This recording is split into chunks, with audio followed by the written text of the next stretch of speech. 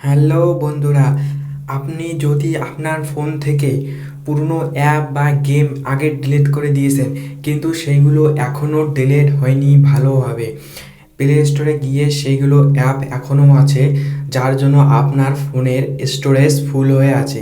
আজকে আমি দেখাবো সেই অ্যাপগুলোকে আপনি কীভাবে ডিলিট করবেন আর আপনার স্টোরেজ সম্পূর্ণভাবে খালি করতে পারবেন। তো ফার্স্ট আমরা চলে যাব প্লে স্টোরে গেলাম ফার্স্ট। তারপর এখান থেকে আমরা যাব বন্ধুরা, এখানে আপনারা দেখতে পারবেন সবাই এই লোগোতে সবাই ক্লিক করবেন। এখানে ক্লিক করার পর বন্ধুরা আপনারা এখানে দেখতে পারবেন ম্যানেজ অ্যাপস ডিভাইস, এখানে এখানে একটা ক্লিক করে দেবেন।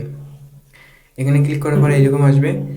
এইরকম আসার পর বন্ধুরা আপনারা এখানে দেখবেন ম্যানেজ বলে একটা অপশান, এই ম্যানেজে আপনি ক্লিক করবেন।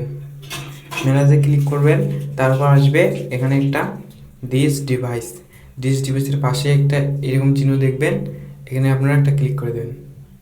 এখানে ক্লিক করার পর বন্ধুরা এখানে দেখুন একটা অপশান আসছে দুটো, দিস ডিভাইস, আরেকটা আসতেছে নট ইনস্টলে আপনারা ক্লিক করবেন।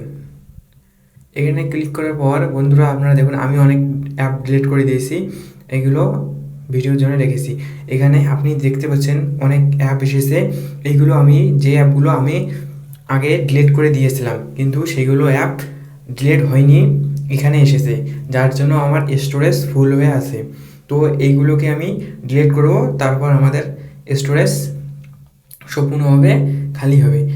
তো আমি ডিলিট করতেছি, আপনারা দেখুন এইভাবে আপনারা ডিলিট করবেন। এখানে দেখতে পাচ্ছেন সবাই, এখানে ক্লিক করুন। এইভাবে দেখুন বন্ধুরা, এখানে ক্লিক করে এখানে আপনি দেখবেন এখানে এখানে ক্লিক করে দেবেন, তারপর রিমুভ বলা অপশানে ক্লিক করে দেবেন।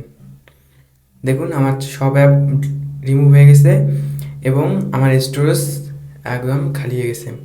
তো এইভাবে আপনি আপনার মোবাইলে স্টোরেজ ফুল হলে এইভাবে আপনি সম্পূর্ণ সব স্টোরেজ ক্লিয়ার করতে পারবেন। আমি এর আগে ভিডিওতে দেখিয়েছিলাম কীভাবে আপনার স্টোরেজ ফুল হলে কি করবেন। তো এই ভিডিওতে আমি দেখালাম স্টোরেজ ফুল হয়ে গেলে এর কারণের জন্য স্টোরেজ আপনার ফুল হয়ে যায়। তো বন্ধুরা ভিডিওটি ভালো লাগলে লাইক করবেন এবং চ্যানেলে এরকম ভিডিও পাওয়ার জন্য সাবস্ক্রাইব করে রাখবেন। দেখা হচ্ছে পরবর্তী ভিডিওতে, ভালো থাকবেন।